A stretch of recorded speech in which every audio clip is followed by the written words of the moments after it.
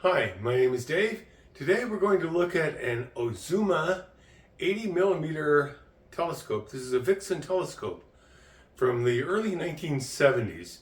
This was back when Vixen was just getting started, and they were a young and brash company, and they did some crazy stuff. This is the craziest of them all. This is probably one of the most unusual telescopes I've ever seen. Right away you notice the dead giveaway is that this is much larger than that. And it's got, the objective here is this is an 80 millimeter.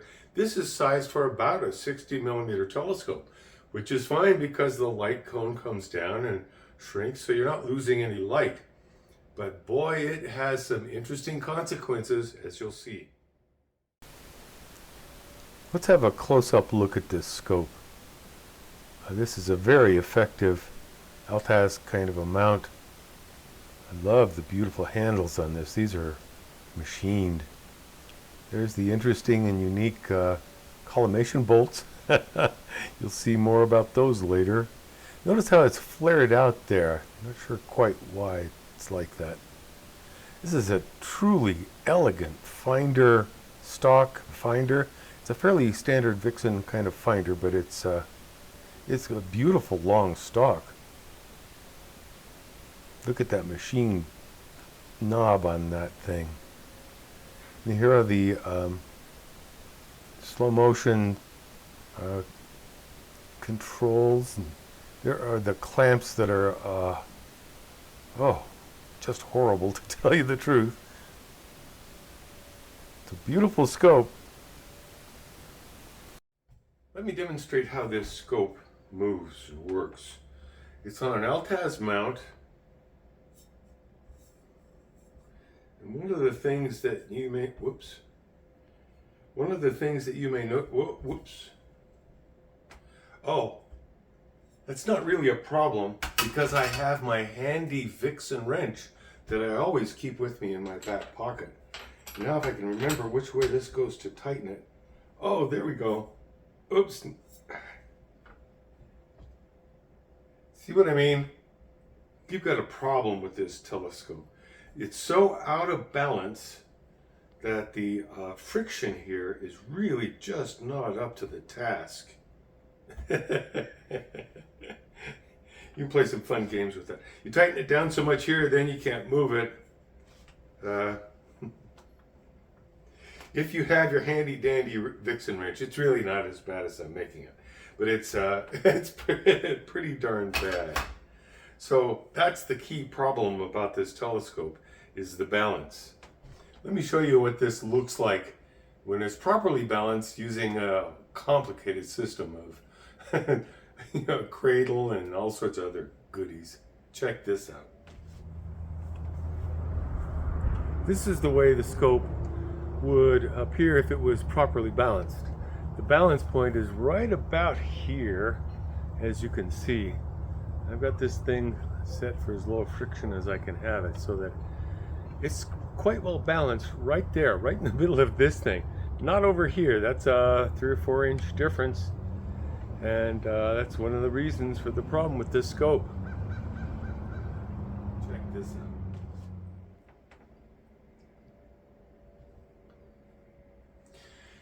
So you can see that the telescope really can't be balanced. If I adjust these clamps and so forth, I can balance it so that it's further out, but I can't get it any closer down. I cannot get it closer to the center of gravity. And honestly, I'm being a little over dramatic because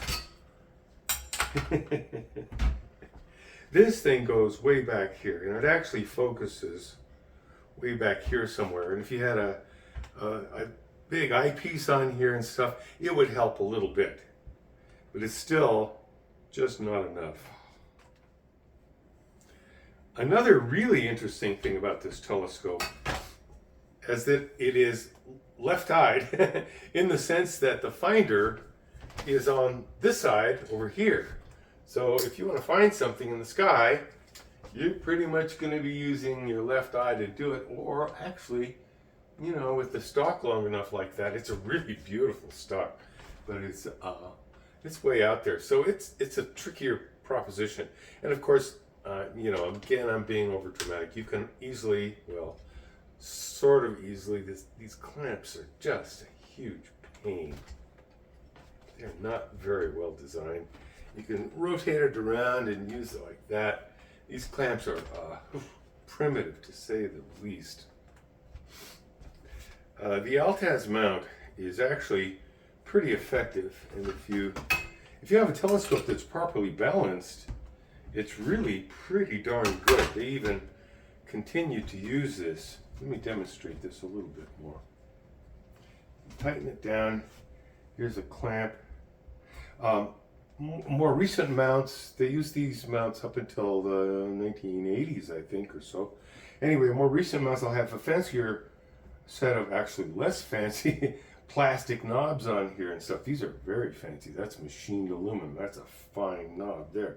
Anyway, but they will work about the same. And you've got an azimuth control here. I'll show you close-ups of that. You lock it down. Then you've got altitude here. And of course, as long as you have your handy-dandy Vixen wrench, you can adjust the tension on the altitude. Let me show you how that works up close. Okay, here's, let's see, there it is. I'm locking it back here. Here's the Azimuth slow motion. You can see there's a nice tangent kind of a deal there. Works very nicely. It's really quite good. And we got the same thing in altitude. I'll show you close here. Altitude, you have this device here. It's a similar tangent thing. This is almost the identical mount to that mount. This is from the early 1970s. This one is mid-80s or so. It's a the knobs are different, but the mechanics here and I believe the castings are identical. There's one big difference here. There's no mechanism here. I mean, you could probably put a wrench to that, but it's not expected. It's got enough friction that it's expected you won't have to balance it and redo anything like that. Of course, it also has a balancing tube. This is only a 60 millimeter, but they supply this even with, I believe, 80 millimeters scopes. So this mount is substantial enough to do it and handle whatever you need to do, as long as this is well balanced. It's this thing, the oddball, where that is way out of balance. That's where you have a problem. Then you have to adjust that tension. Let me show you how these clamps work. These evolved quite a bit. This is their first iteration, and this is I have to call it primitive. Now you loosen that one and that slides off. This one won't slide off though, because it's got a little, actually it's a safety feature. It's got this little bolt on there and that comes off. So now you've got those things and those come off like that.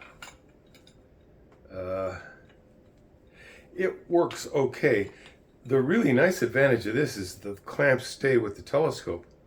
I'm pretty sure, I bought this on Zen, I'm pretty sure that if the clamps had not stayed with the telescope, they wouldn't have come with the purchase. It came as a pile of debris, essentially, in a box. So it'd be very easy to lose those clamps. Anyhow, that's the very primitive clamping system. One of the most painful things about this telescope is this little triangle. It's a very sturdy, robust little triangle, but boy, trying to put it on there and take it off,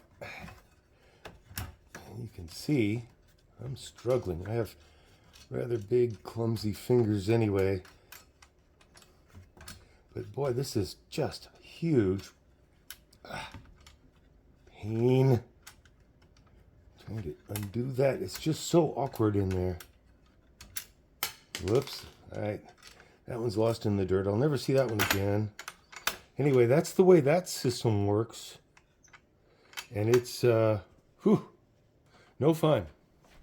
I discovered that this is a little easier if you put the, instead of putting it through that way, put the bolt in from this side, which is still a little tricky. You got more chance of actually succeeding with it that way. Put the bolt in that way. Put the wing nut on the inside. Even with big clumsy fingers like me, you can do this.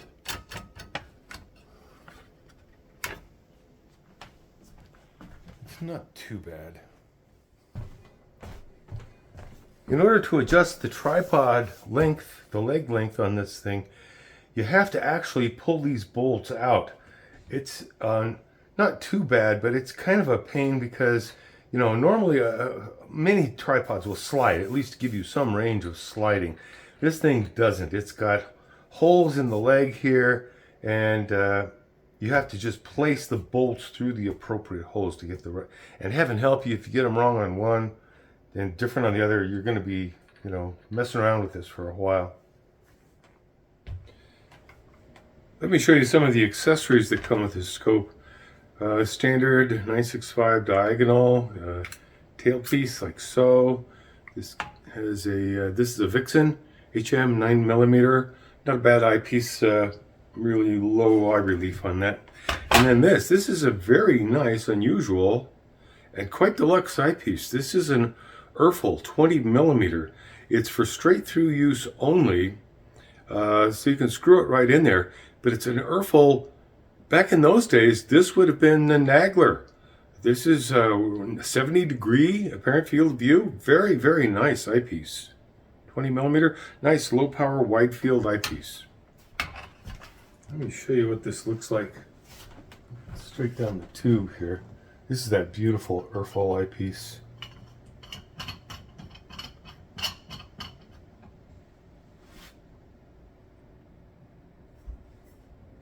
The optics on this scope are actually okay, not great, not perfect, not beautiful, not what you would want to see, but not bad. I mean, they're acceptable. They're just okay. Let's suppose you want to collimate this telescope. First of all, I'm going to use some modern tools to help me with this. Here's a nice Vixen,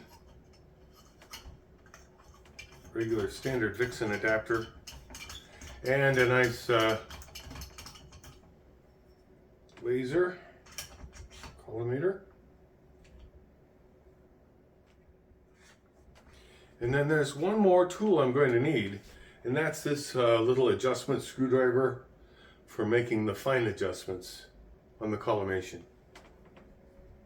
Let me show you how that works. First of all, I loosen the adjustment bolts. Now these are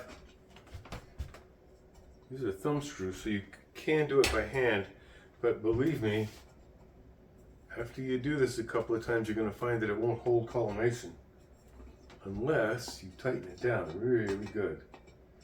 Now I'm looking here at the, there it is, I see it. Okay, I see the reflection. If you're familiar with how to collimate a, man, oh man. Whoa, whoa, whoa, whoa! Look, almost got it. Maybe I can show you that, I don't know. That laser dot is jumping all over the place every time I touch this thing.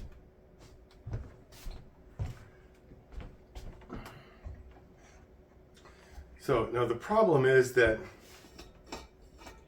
this thing has 3 simple screws that go in like so, and there's a slot here that you can adjust back and forth, so you can move this thing back and forth. I'll show you a close-up of that. Anyway, the slot allows you to move this back and forth, so by adjusting these 3 bolts, you can adjust the collimation. Well, the trick is, those things are really, really delicate. Normally this is done with screws, push-pull screws that are in the front. This thing, woo-wee. I am trying my best. Now, I know from experience, having collimated, I think I'm close. I'm very close. Oops. Tighten it down, and I lost it. Whoa! There it goes. Yeah, collimating this thing is tricky. And the reason is that you start to tighten this down, and you tighten it down a little bit, it throws it off.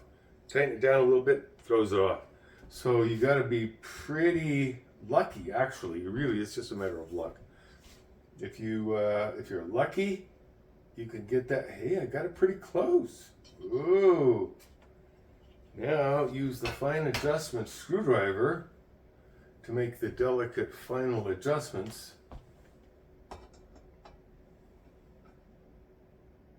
Oh, that was good. That was really good. Let's see if I can keep it there.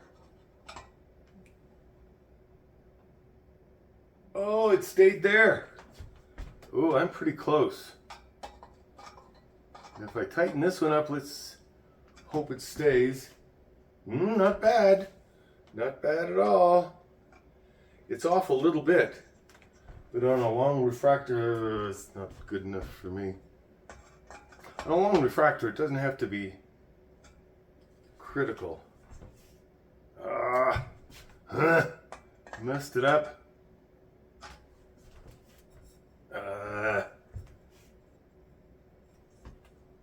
All right, start over. You can see that this process could take quite some time, and it's not clear if you're ever going to get there until you get there. But I've adjusted other telescopes that were like that. It's just a matter of being patient, taking your time, working through it, one little step at a time. So you can collimate the telescope, but you're going to want to lock it down really well and not mess it up after when you're finished.